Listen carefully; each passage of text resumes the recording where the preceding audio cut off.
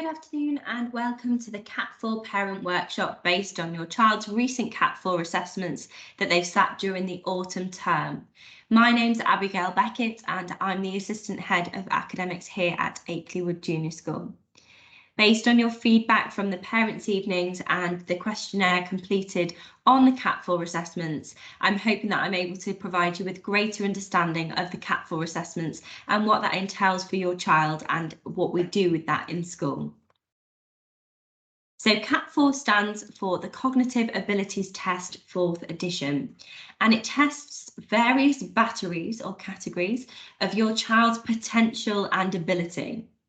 These are verbal, non-verbal, quantitative and spatial. For those parents who've been looking at the 11 plus for your child, if you've been looking at outside of school in that sense, this vocabulary will obviously relate to you in terms of that. So CAT4 testing is an ability and potential testing. It's very different to what we call our progress tests at the end of the academic years, as these are based on attainment and tests your children on what they have learnt across the year. The CAT4 assessment is slightly different and it offers us a real opportunity for teachers to understand on a one-to-one basis how your child learns, so their ability and their potential.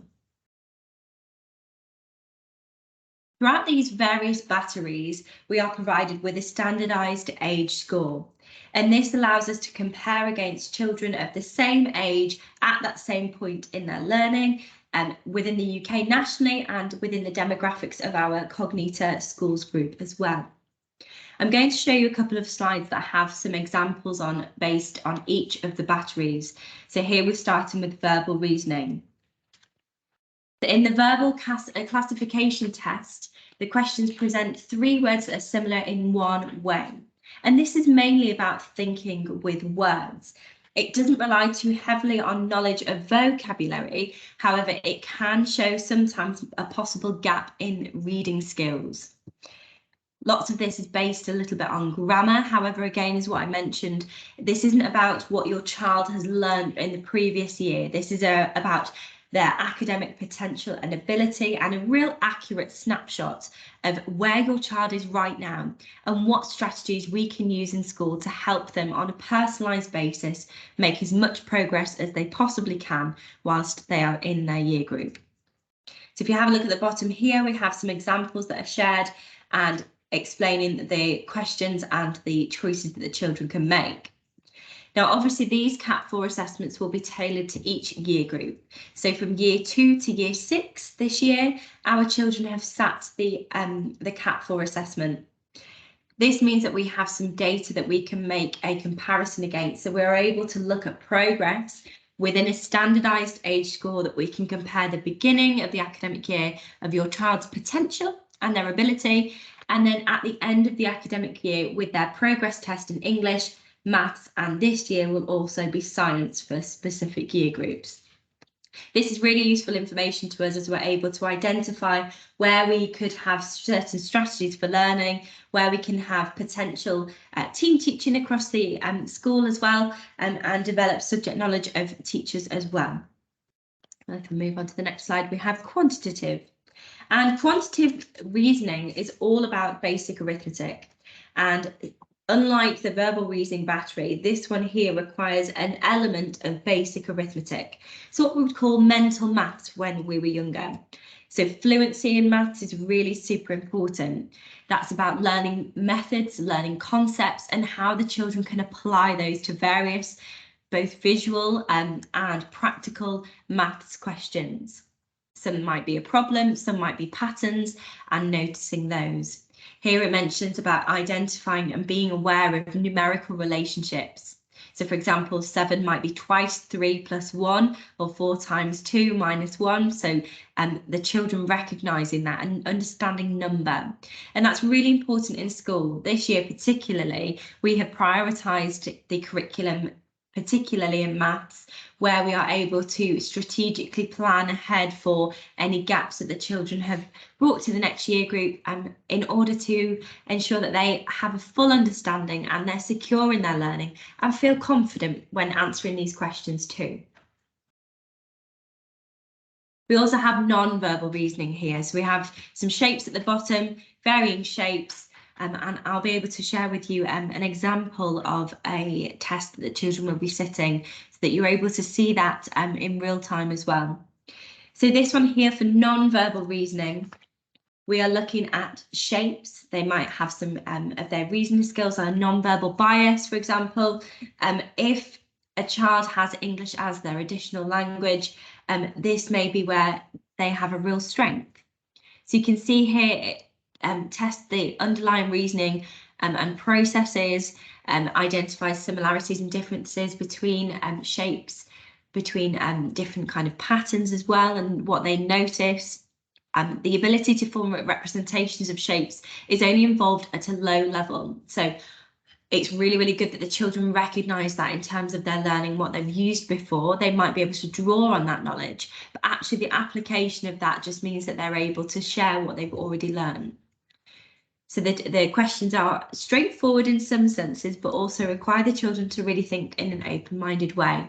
This is when it comes to our Akeley learner profile, and we develop that learner profile and value and a quality that a learner should possess, so that when they're facing questions that may be difficult to understand, they're open-minded with their approach, and they're very resilient whilst doing that as well. And then the next slide we have here is our spatial ability. And spatial ability here, you'll notice the example at the bottom, the folded paper, and it has more holes punched through, and the children have to work out what that final product is going to look like. It says here that it tests and assesses the visualization process, that it is the ability to create a complex mental image. Now, obviously, in terms of visual learners and the way that children learn in a different way, maybe kinesthetic, maybe auditory, or maybe visual, and they're able to have a look and see if they can notice a pattern. In terms of spatial, it's really interesting to have a look at this. If your child's score has been really, really high in spatial, that they may possibly have a connection with moving into architecture or graphic design, photography, astronomy. They're able to visually map those ideas. So something to really look at. If your child is really high with their spatial battery, then actually have those conversations at home, and for us to have in school with them to allow the children to be future ready, discuss potential careers with the children as well. It's about the children understanding where they are, their own potential, their own ability, and what they can do in order to move that forward as well, understanding their targets and seeing what they can do. So spatial battery, definitely looking at here at patterns, and also links to shapes as well, with some maths, a mathematical element too. So reading the reports. We have shared the CAT4 data with you this year, and it's really important that if you are interested in looking at your child's ability and what you could do to support them at home, it's really interesting to break down those batteries. So as I mentioned before, we have 4 which are categories specifically, and you will notice here that we have specific bars that link to these children. Now this child's performed quite well. The yellow bar in the middle identifies the average, so where the children should be performing. And this child, for example, is performing above that in all of those batteries. You will notice that the child scored higher, but it also means when you have a look at the individual batteries, so quantitative and non-verbal, they are slightly lower than the other two. So verbal and spatial definitely being a strength of this child. We get strategies provided to us from the reports, which break down individuals' profiles of their scores. So here are some suggestions that your child would benefit from either at home or in school as well. And what teachers have done this term is had a look at the data across the whole year group, broken that down individually for each child, and identified strategies for their learning based upon this CAT4 data and their previous assessments and their own teacher judgment as well, to triangulate a really accurate picture of your child's ability, where they are in terms of their attainment, so what are they achieving at the end of the academic years, and what are they noticing in their lessons and their work and their homework. It provides us a really, really accurate picture of your child as they are starting this new academic year. And the strategies for learning are really, really useful in helping us to work more one-to-one with the children. It's a personalised approach. We understand where the children are coming from, what support they might need, or what challenge they might need in order to achieve their potential. It's really important that we remind ourselves that as an inclusive school that we have a varied amount of abilities, and we celebrate that. It's something to be really, really proud of. And having these strategies for learning is really, really important in order to have that accurate picture, to see and to notice each child and each of their abilities, no matter what of their starting point, their learning needs, or if they just need a little bit more self-confidence in order to feel that they can achieve their own potential and what they believe that they can do as well.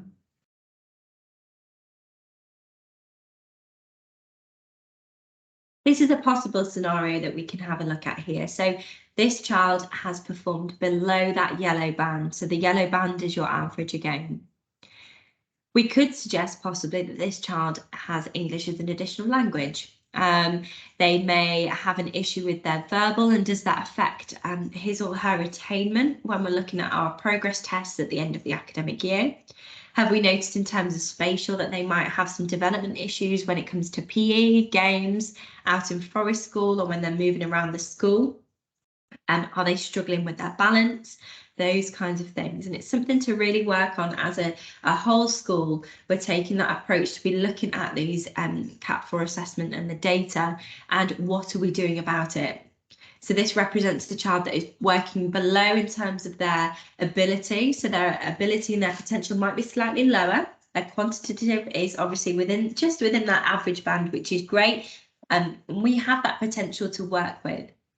Now, just because this child is their ability is below average does not mean that they cannot make progress.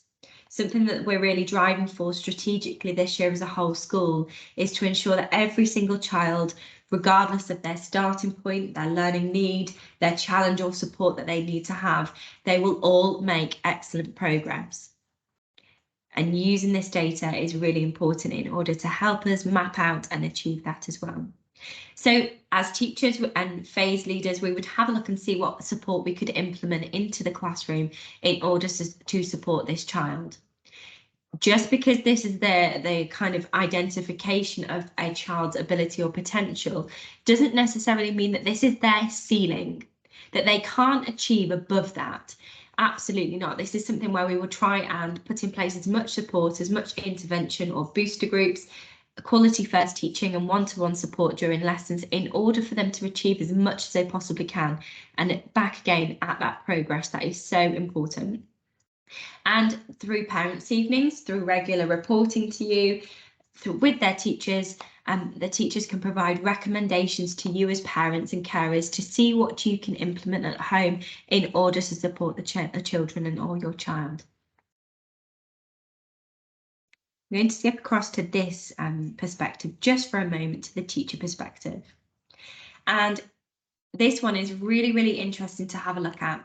As I mentioned previously, we are an inclusive school. We have a real range of abilities, and that's something that makes us so unique and is something that we really cherish and celebrate here at Akeley. What you have here is the demographic of the whole year group. And you can see that we have our spatial, verbal, we've got the spatial at the bottom again here and verbal at the side. And what we're looking at here is any kind of bias. So if a child is demonstrating that they are incredibly high in their spatial but low in their verbal reasoning, then we need to have a look and see what we can implement in order for them to achieve the most possible that they can and make that progress. So this is an example of a cohort. This one's not taken from this one is taken from a cohort of children that's current in our school. And you are able to see the range of abilities that we have. And what's really interesting is, yes, that we have this general ability that's our average ability here, and we have lots that are close to this point, but we have such a broad range of abilities, and that's really, really important. That is a true representation of this year group, which is really, really lovely to see. And what we can do as I've mentioned here, is strategies for learning with the teachers to see what we can do in order to support the children and challenge them in their specific ways. So how we can do that, what we can look at in terms of their bias, and whether or not there is a specific reason for that, if they have English as an additional language possibly, and if they require a little bit more support, if they have an SEN learning need, and then we can support them in the right way in order for them to achieve the potential that they can do and make that progress as well. So I thought this was a really interesting diagram to share with you so that you can see the abilities that we have in the school. But this is a particular cohort, but this is very, very similar across the entire school as well. So I'd like to share with you the child's perspective of sitting a CAT4 assessment. Your children will receive one of these tickets that has their login and they know where to go to, so they type in this link on their laptops or when they're in the computing suite in school. This one here is an example of a year 4, so I'm delighted to share with you that we can have a look at the type of test that you will notice and just take it from that child's perspective through their eyes, what the test entails.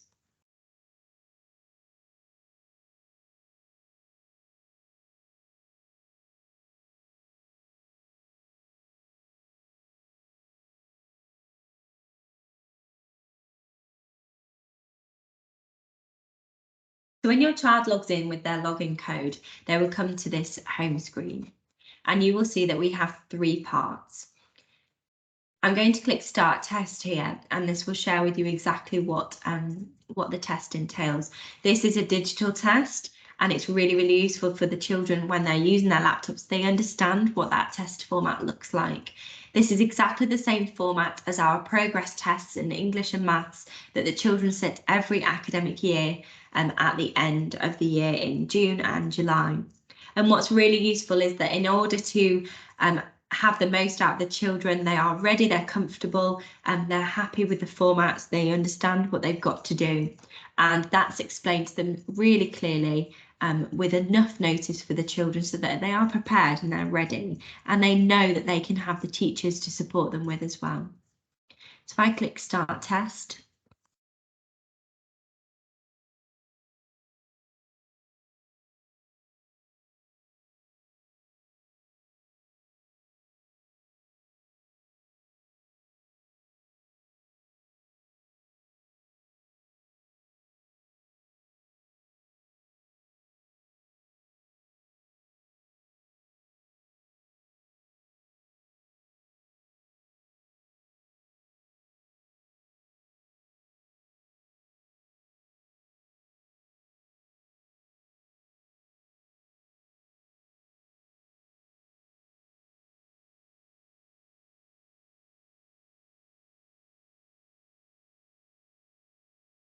so the children will be given some instructions that they will listen to through headphones. It's really nice and clear. They'll be given paper that they can have as a rough draft for anything they need to work out. And teachers within that class will monitor and support the children as well. So if they can't read something specifically and it's appropriate for us to do so, then we can support them in that way as well. Any children who have a learning need with an SEN diagnosis, then they will be provided with support as well as any children with additional as their English as their additional language, sorry.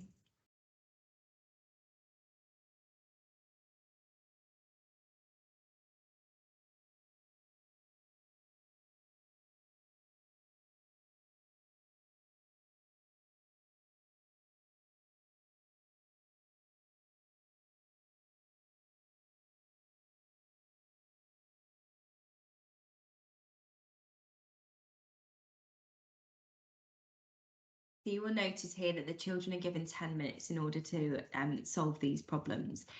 This is a year 4 assessment, so a year 4 CAT4 assessment. So this is exactly the same as the ones that the children in year 4 would have sat.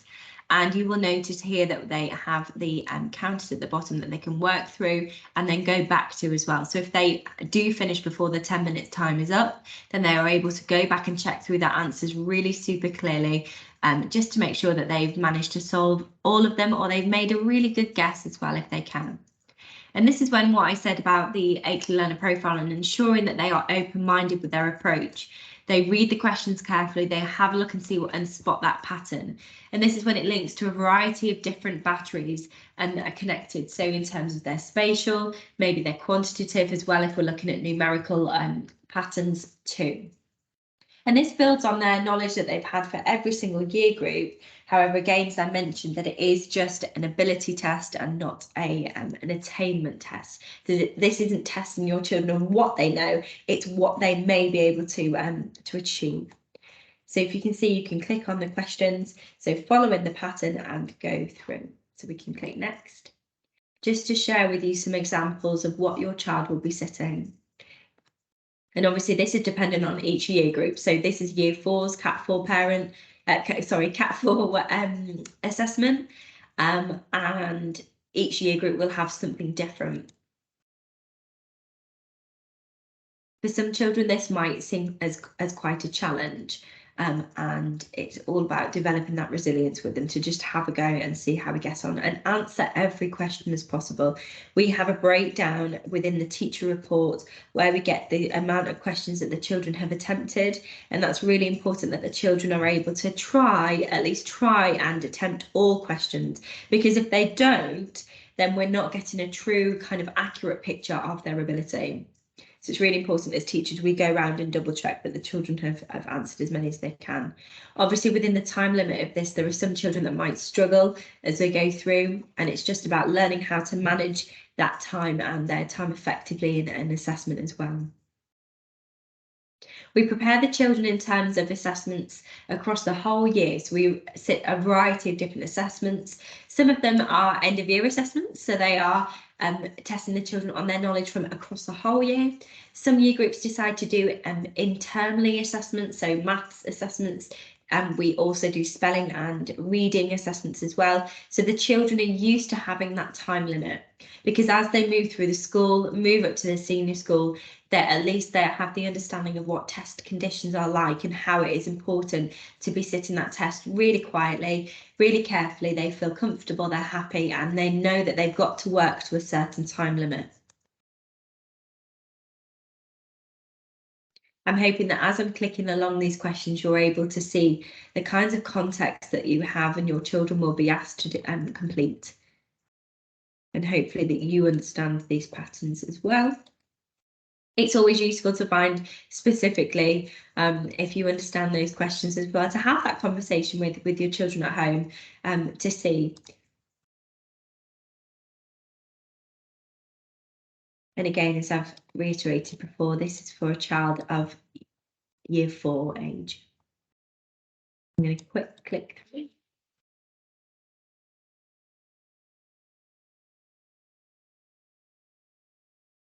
It prompts the children to check their answers, and then they are automatically forwarded on to the next section, so they're able to go through and have a look. I'm just going to share my screen with you again so you can see the slides too.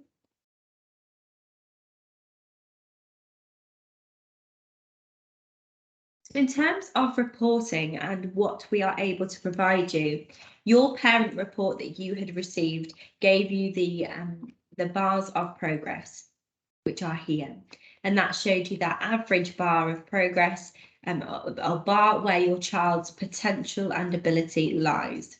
You may find that your child has a strength in certain aspects. You may find that they are working above average in all or below average, and that their ability is slap bang in the middle in the average bar as well.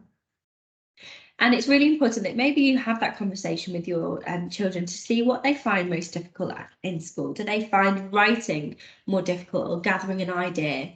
Do they find calculating something in maths and remembering and retaining that times table knowledge as well? As a school, we've discussed the types of reports to send home with you. And obviously for the parent report, you are provided with a summary of the learning and given an indicator for the end of Key Stage 2. So in a state school in that sector, the children at the end of Key Stage 2 sit their SATs assessment. Our children at the end of Key Stage 2, so at the end in Year 6, we all sit a progress test in English and maths, and we make a comparison against the combined data and reporting within the SATs as well. So we have a look at that. But in terms of the bands and what you are noticing, you'll see at the very back of the report, there's an indicator for Key Stage 2. And this is based on maths, spelling, punctuation, grammar, reading. And that will give you an expected standard and a high score. And if you look in your parent report that you were provided with, it's the very, very back page with a blue bar that's given at the back. So a blue and orange bar. And you will notice that there are specific scores that are given, which are a scaled score.